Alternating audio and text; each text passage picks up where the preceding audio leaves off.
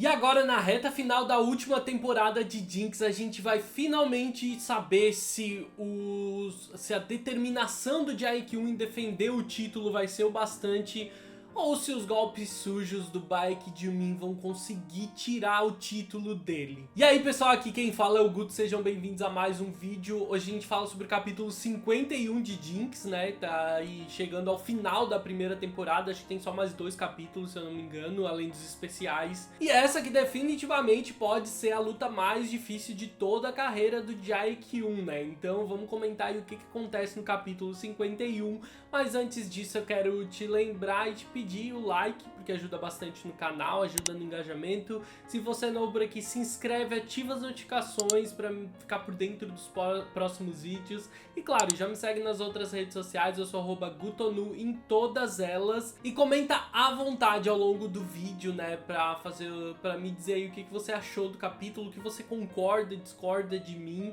E agora vamos saber então o que acontece no capítulo 51. A luta continua e mesmo ferido em certa desvantagem, né? Depois de todos os golpes do Baek Jimin contra o ombro lesionado do Jae-kyun e o pé ferido, ele continua e ele consegue uma abertura para revidar assim violentamente. E claro, esse tipo de coisa faz com que os comentaristas inflem o ego do Jae-kyun a rodo com os comentários deles naquele momento. E claro, vale comentar antes de tudo de que os quadros que a autora desenha nesse capítulo da luta, eles são excelentes, eles registram muito bem todo o movimento, o impacto e toda aquela tensão e aquela violência mesmo que tá tendo naquele momento. E claro, são quadros lindos, dando pra gente a perspectiva de um Jae-kyun lutando determinadamente como a gente nunca tinha visto antes. A gente viu poucas lutas do Jae-kyun ao longo da história, mas a gente nunca viu ele se dedicar tanto a uma luta como dessa vez. Quando ele tem uma abertura, o Baek Jimin ele volta a atacar o pé ferido do Jae-kyun, que ele tá muito machucado, então infelizmente ele tá muito lento na luta e ele não consegue se esquivar ou se defender adequadamente desses golpes. Ele só tem que ficar meio que ali tomando tudo, resistindo o máximo que ele pode. Quando o Jae-kyun tenta revidar, o Baek Jimin consegue desviar do golpe e ainda aproveita aquele momento pra incomodar mais o Jae-kyun, né? Dizendo pra ele que ele devia descansar um pouco, que ele tá muito lento, tá muito fácil ler os golpes dele e revidar. E nesse momento o quarto round acaba. O Jae-kyun ele tá em péssimo estado, mas logo o quinto round começa também e tudo segue da mesma forma. O Jae-kyun todo acabado lá, todo estrupiado, com o pé fudido, com o ombro todo zoado, mais determinado a defender o título, e o Baek Jimin mais uma vez com os golpes sujos dele. Enquanto o Jae-kyun tá lá reunindo o que resta de força nele para poder se manter firme, desviando o máximo que pode, se defendendo dos golpes do Baek Jimin, o Jimin aproveita aquele momento para desferir vários golpes contra o Jae-kyun e acumular o máximo de pontos que ele conseguir na luta. Essa é uma estratégia clara de uma tentativa de ganhar lutas, né, quando um nocaute é algo muito difícil. Então o lutador ele tenta golpes limpos, golpes, né, bem executados para poder pontuar ao máximo, porque pontuações também são algo que podem dar vitória para um lutador. E ao fim dessa luta então dos dois, é preciso esperar o veredito dos juízes, porque não foi possível decidir a luta nos primeiros rounds e eles vão precisar descobrir quem foi o vencedor através dos pontos. A tensão toma conta de toda a arena porque ninguém consegue imaginar quem pode ter sido o vencedor da luta. Por mais que o Jae-kyun estivesse naquela situação, ele conseguiu boas execuções, só que o Jimin ele conseguiu execuções numa quantidade muito maior. Então quando o anúncio do resultado finalmente chega, um empate. Simplesmente ninguém na arena parece acreditar nesse resultado e a surpresa toma conta de cada pessoa que está assistindo a luta.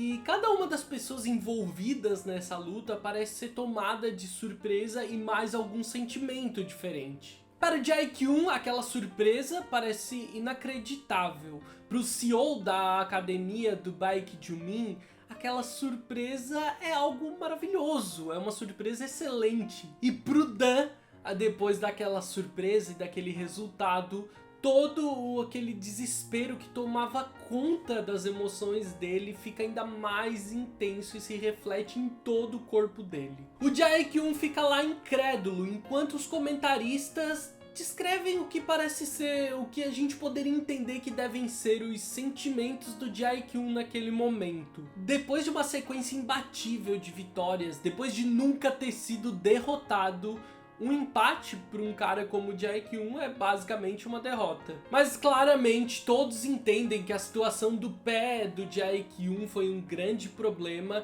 e que o que acabou gerando esse resultado foi a estratégia do Baekhyunmin de, além de golpear os pontos fracos do Jae-kyun, né, o ombro lesionado e o pé machucado, também acumular o máximo de pontos. O Jae-kyun chega ao vestiário totalmente debilitado, precisando da ajuda dos colegas até para andar, e quando o Kim Dan chega no vestiário, ele pede que todos saiam para ele poder falar a sós com o Dan. Óbvio que o Dan já começa se explicando e se desculpando, mas garantindo que ele tinha testado tudo antes, ele junto do Batata, inclusive, tinham testado tudo, mas é claro que o Jae-kyun não leva ele a sério. O Jae-kyun chega a questionar o Dan se ele não seria o tal espião que eles têm comentado por aí, e o Dan garante que não, que ele nunca faria uma coisa dessas, né, pra prejudicar o Jae-kyun.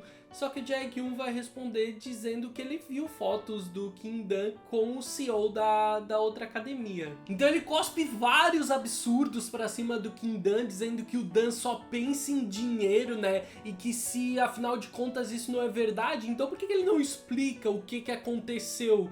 O que causou aquilo ali? Por que o remédio causou aquilo? Afinal de contas, o Dan parecia ser o culpado. Claro que, como a gente já sabe, o Dan ele não tem a menor ideia do que aconteceu. E ele fala isso pro Jae-kyun e também garante que nem por $1 milhão ele faria qualquer coisa para prejudicar o Jae-kyun. Então o Dan ele faz uma pergunta crucial pro Jae-kyun, né? Com aquela expressão chorosa, desesperada no rosto dele, ele pergunta se o Jae-kyun não confia nele. E aí mais uma vez o rosto do lutador transborda em raiva quando ele vê aquelas expressões tristes, chorosas, desesperadas no rosto do Dan. Então ele sai deixando o Dan lá sozinho, que é tomado por lágrimas que escorrem no rosto dele e o desespero de ele ter deixado o Jae-kyun na mão. Não é só pelo fato de ele estar questionando a própria incompetência de ter deixado isso acontecer, mas também de ter visto que o Jae-kyun não confia nele depois de todo esse tempo, e mesmo depois dele ter deixado em segunda mão a saúde da avó dele pra não trair o Jae-kyun. Moleque burro, devia ter traído. Devia ter pegado o tratamento da avó dele e pronto, foda-se. Então o capítulo acaba com o Dan mais uma vez sozinho, desesperado, chorando e sentindo que nada do que ele faz dá certo e que ele estragou tudo mais uma vez. Tudo isso acaba se intensificando pelo amor que ele sente pelo Jae-kyun, que a gente sabe que alguns capítulos atrás ele chegou a falar sobre isso pro Jae-kyun, mas que ele precisou recolher e retrair esses sentimentos, mas que a gente sabe que ainda existe, que ainda tá lá.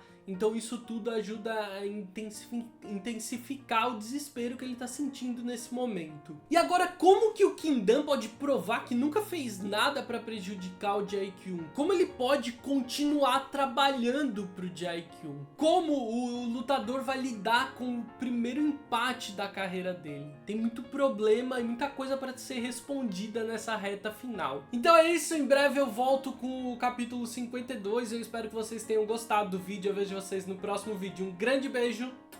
Tchau, tchau.